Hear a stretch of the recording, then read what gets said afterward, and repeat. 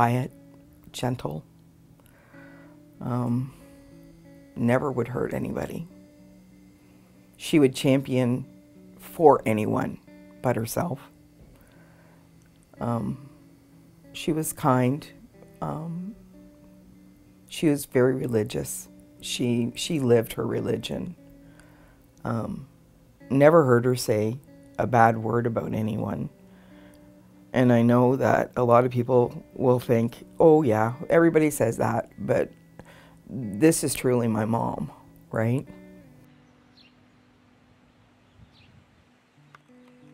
The phone rang at 3:33 a.m. and I remember thinking, you know, who's died?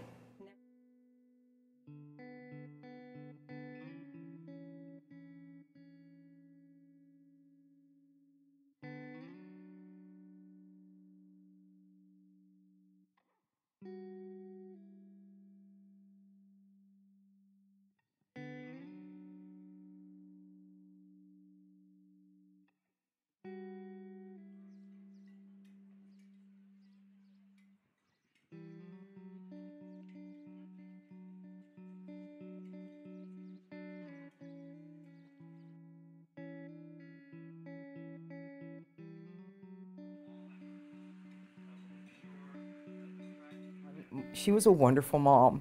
Like every holiday, every special event, like on Valentine's, we'd come home and there'd be a homemade Valentine cake with the cinnamon hearts decorating it. Or at Easter, she always did a special Easter cake. And she just always did so much for so many. And she really didn't ever ask for anything in return. She's very selfless that way.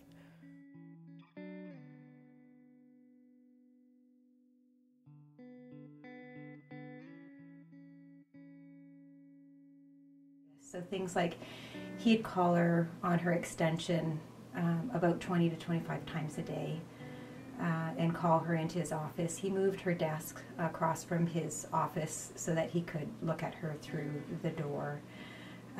He would make comments about how she, you know, how good she looked. If she had to do sort of like a PA announcement over the store, there's an account that he immediately called her extension and told her that she sounded breathless. When Theresa died, workplace sexual harassment was not illegal in Ontario. There was essentially no legislation that said you cannot do this. We had to rely on employer policies, and there was essentially no enforcement of those policies at all. She did what she was supposed to do, and I know that after it happened, there was a spokesperson for Sears who had basically said, well, she was a human resource person, she should have known what to do, and basically said that, basically intimated that it was her own fault that she got killed. My mom didn't want to ever hurt anybody, including the man who murdered her.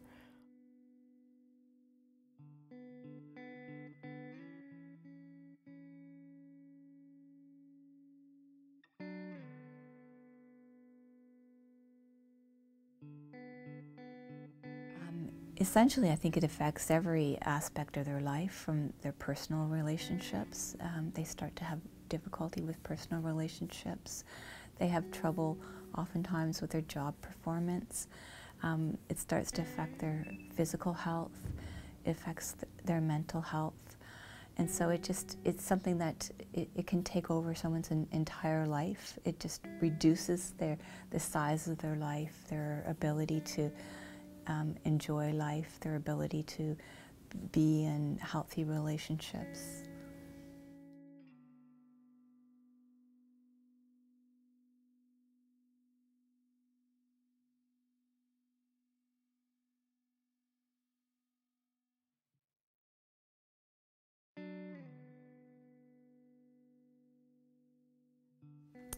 It took so long because nobody was really willing to look this problem head on. Nobody was willing to acknowledge how serious it is, the devastation that it causes for individuals. We're also ignoring the costs to the workplace, which are considerable. There's costs in terms of lowered productivity, lowered employee morale, employee turnover, sick time. all of that. And we just really couldn't get employers to listen. We couldn't get legislators to listen. Silence is what kept this going for so long. People being afraid, nobody wanting to talk about it. It was the dirty little office secret behind closed doors. It was the dirty little secret on the line. You know, we need to speak out. We need to be vocal. We need to not be afraid. I have a mother. I have a wife. I have 2 daughters. I have 5 sisters and 2 granddaughters. And it's not fair that sexual harassment, despite the fact that there's other forms of sexual harassment that goes on in this world, it's just not right that it exists in the 21st century. It was pretty frustrating that it took so long to make those changes. It was disheartening by times. I think it was even more difficult for the family members, and family members who were going on to help other women through similar situations. At a certain point in time, you just really don't understand why it's so difficult. It really just didn't make sense.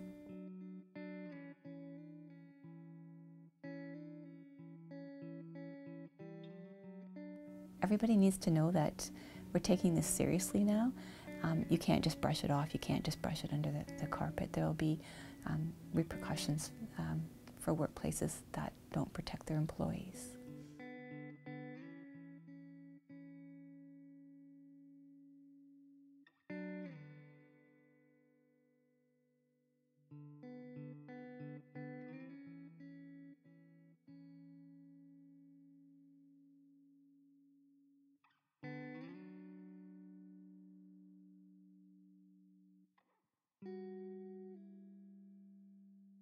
But when it came to my mom, nobody stood and defended her, not really.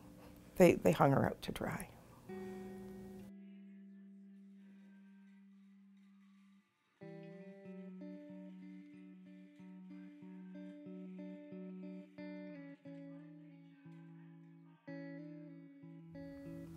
I don't know about the world,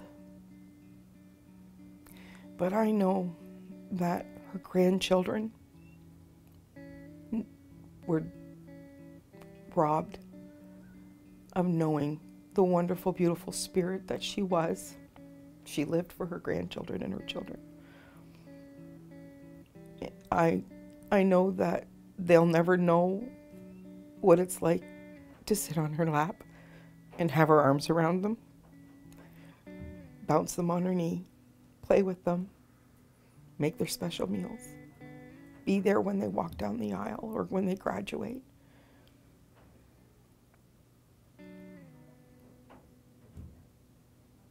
But I think the world gained a lot by her passing, even though we lost so much.